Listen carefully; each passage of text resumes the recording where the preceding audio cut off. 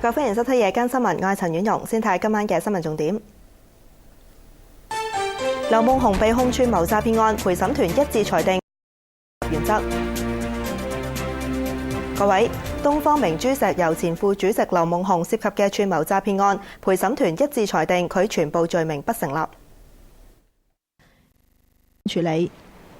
律政司司長袁國強同運輸及房屋局局長張炳良到深圳就廣深港高鐵香港段一地兩檢嘅安排，同內地官員交換意見。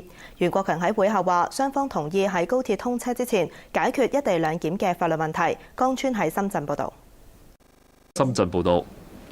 警務處處長盧偉聰結束北京訪問行程，佢話係喺會面前先至知道獲中央政法委書記、前公安部部長孟建柱接見，強調自己會恪守政治中立原則。偉聰就話：由市民自行評論。對於建制派引述人大常委會法工委副主任張榮順話提名委員會唔能夠由公司票改為個人票，民主黨成員黃成智質疑係咪代表官方否定建議。何永生報導。周電視記者何永生報導。黃色暴雨警告同山泥傾瀉警告生效，天氣持續唔穩定。天文台挨晚一度發出今年首個紅色暴雨警告。入夜後市區雨勢逐步。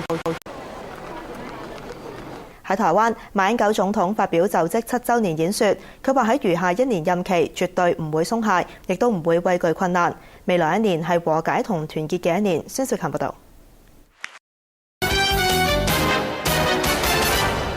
繼續新聞時間，國泰空中服務員工會因為不滿薪酬待遇，繼續喺機場靜坐。國泰就希望盡快同工會討論訴求。范立行報導。警方拘捕一個男人，涉嫌同3宗二手車騙案有關，涉及金額78萬。蔡子璇報導。配樓山，亞洲電視記者蔡子璇報導。為包括本田、豐田、寶馬同埋通用等多間車廠提供零部件嘅日本高田公司承認生產嘅安全氣袋有問題，擴大喺美國回收受影響嘅車，至到近3400萬架，成為美國史上最大規模嘅回收行動。邱潔華報導。亞洲電視記者邱潔華報導。聯合國秘書長潘基文原先計劃星期4到北韓訪問，但北韓今日宣布唔接受潘基文到訪，並冇解釋原因。潘基文話深感遺憾，強調會繼續維護朝鮮半島嘅和平穩定。林泰基報導。亞洲電視記者林泰基報導。下一句價美股表現點啊？美股早段係變動不大啊。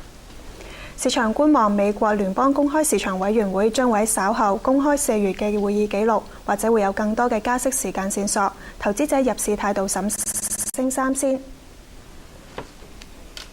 港交所行政總裁李小加話：深港通處於最後審批階段，期望能夠盡快推出，而滬港通嘅擴容速度亦都會相對地快。